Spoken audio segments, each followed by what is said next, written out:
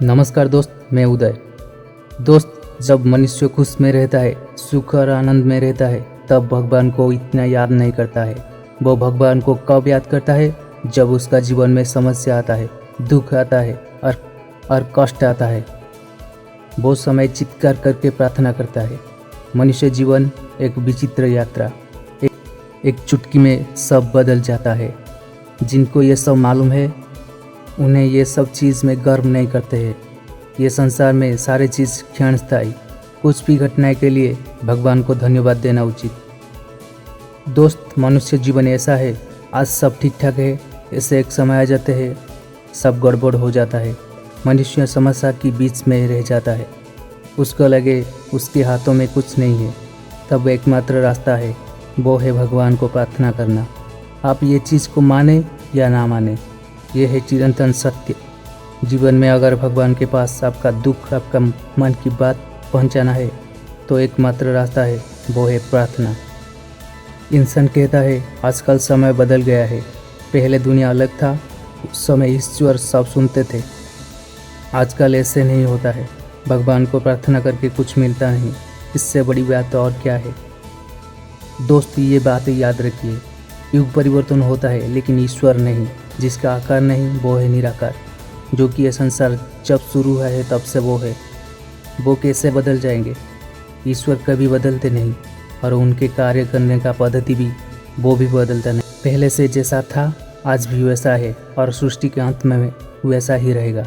अगर उनके पास आपका दुख और बात पहुंचाना है, तो आप भगवान के पास प्रार्थना कीजिए।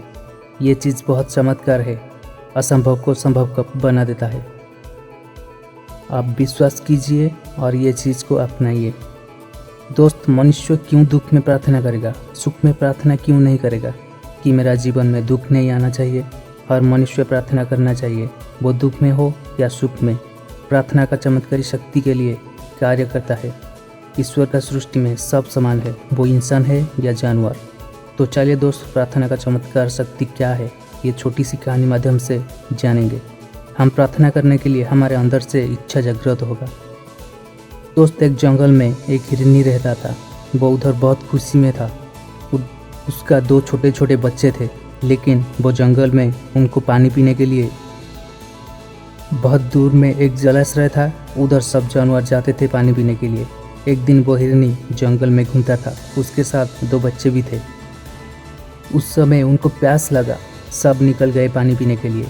वो जलाशय के पास गए, और किधर तो पानी पीने के लिए कुछ नहीं है। हिरनी बहुत होशियार था। हिरनी पानी पीते पीते देखा, पानी के अंदर किसी का छवि दिखाई देता है। वो जब आंखें उठाकर देखा, ऊपर एक शिकारी धनुष पकड़ के खड़ा है। शिकारी को ये मालूम था कि इस जंगल में ये एक जलाशय है, वहाँ पर सब जानवर पानी पीने के लिए आते हैं, और पानी पीने के समय बहुत निष्ठुर के साथ वो जानवर को शिकार करता है। हिरनी देखा एक दिशा में शिकारी खड़ा है। वो सोचा हो दूसरे दिशा को भाग जाएगा, लेकिन उस तरफ देखा एक शेर खड़ा है और कुछ रास्ता नहीं है। शेर को भी मालूम था सब जानवर इधर ही पानी पीने के लिए आते हैं। एक तरफ शिकारी, एक तरफ शेर। हिरनी सोचा मैं बच्चे को लेकर पीछे से भाग जाऊंगी, लेकिन पीछे देखा शिकारी आग लगा दिया। शिकारी को ये मालूम था कि हिरनी बहुत होशियार है, वो किस तरफ से भाग जाएगी। हिरनी सोची मैं कुछ भी करके भाग जाऊंगी, लेकिन मेरे बच्चे क्या करेंगे। आपको मालूम है दोस्त, कोई भी माँ उसकी बच्चे को किसी भी मुसीबत में छोड़कर नहीं जाएगी। खुद मर जाएगी, लेकिन बच्चे को छोड़कर नहीं जाएगी। वो बच्चे माँ का ऐसे हालत देखकर बहुत भयभीत हो गए। एक तरफ शिकारी, एक तरफ शेर, और एक तरफ आग जलता है। तब हिरनी बच्चे को बोली हमारे पास एक रास्ता है, सब मिलके भगवान को प्रार्थना करें। हे ईश्वर, हम सब मासूम जानवर पानी पीने के लिए आया हूँ, आपके हाथों में हमारे जीवन। अगर मारने का है तो मार दीजिए, अगर जिंदा रखना है तो बचाइए। तब उधर एक चमत्कार हुआ। एक जोर से कुछ शब्द हुआ, जैसे कि आसमान फाट गया। वो समय शिकारी धनुष के साथ तैयारी था हिरनी को मारने के लिए। जब जोर से आवाज़ हुआ, शिकारी चमक गया और उसका हाथों से बाण निकल गया। वो बाण जाकर सीधा शेर के आघात किया, और वो शेर मर गया, क्योंकि शिकारी का हाथ वो आवाज़ की वजह से हिल गया। कुछ क्षण के बाद जोर से बारिश हुआ। जो आग जलता था वो बंद हो गया। अब शिकारी के हाथों में कुछ अस्त्र नहीं है। शेर भी उसका बाण की आघात में मर गया और जलता हुआ आग भी बारिश की वजह से बंद हो गया। अब हिरनी और उसकी बच्चे आनंद में पानी पी के चले गए। ये है प्रार्थना का शक्ति, ये है प्रार्थना का अदृश्य चमत्कारी शक्ति जो कि असंभव को संभव बना दिया। हिरनी मन में यह सोच लिया था कि आज मृत्यु सुनिश्चित। उसके पास और कुछ भी रास्ता नहीं था। उसकी जीवन को भगवान के हाथों में छोड़ दिया और प्रार्थना किया, हमको बचाइए। दोस्त, इसलिए मैं कहता था ईश्वर सबके लिए समान है, वो इंसान हो या जानवर। अगर वो जानवर हो के प्रार्थना करके भगवान को जीत जाता है, हम तो इंसान है, उससे कहीं गुना बड़ा। हम क्यों भगवान को जीत नहीं सकते?